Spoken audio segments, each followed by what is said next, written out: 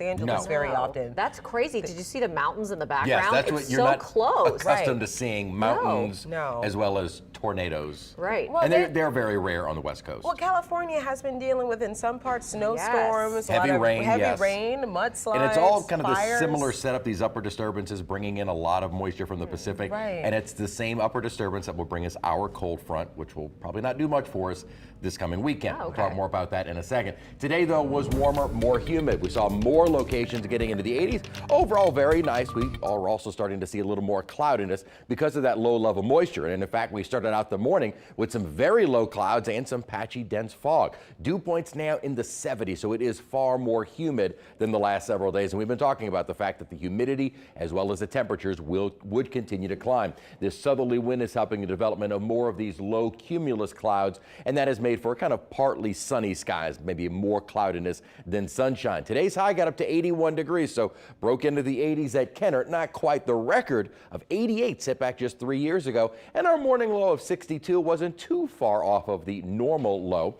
We're not going to be near normals for tonight and overnight, as lows will only drop into the 60s, 70s and low 80s at the moment, with high dew point values, which actually over the last couple of hours have really spiked into the upper 60s and now at 70 degrees. So the humid air is here to stay for a while, including this weekend, because the cold front that is expected probably not going to do much either with temperatures or the humidity. Winds are still breezy out of the south, bringing in that Gulf moisture, and that takes us right up to the weekend. And the setup is there for rain. The problem is we need the triggering mechanism, and that is a front that is developing out to our west. Now, the stage is set for some severe weather. We have the warmer air moving in much of the southeast and up toward the plains, and very humid air. And note the dividing line of the humid air and the very dry air. That is where the front is starting to take shape. The problem is the main energy with this front is going to stay well to our north. So as it approaches, maybe some spotty showers during the day on Friday.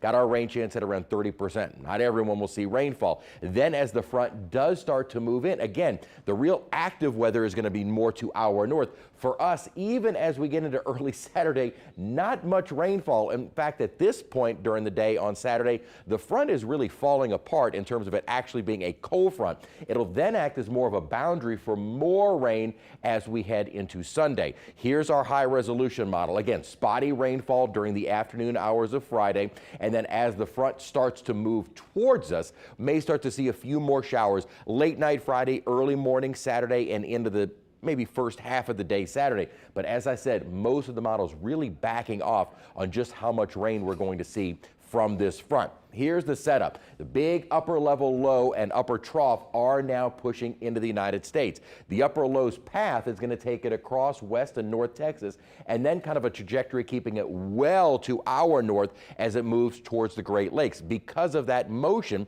which we tend to see from these type of systems coming in from the Pacific, is that the real severe threat stays more along that trajectory, and that is more to our north. So we find ourselves more on kind of the glancing blow of the front and the real energy. So yeah, while we do have a level 2 threat on the North Shore and a level 1 threat south of the lake, really doesn't look like we're going to see much activity at all. Now, that is a different story for areas just to our north. North central Louisiana, central Mississippi, and into Arkansas.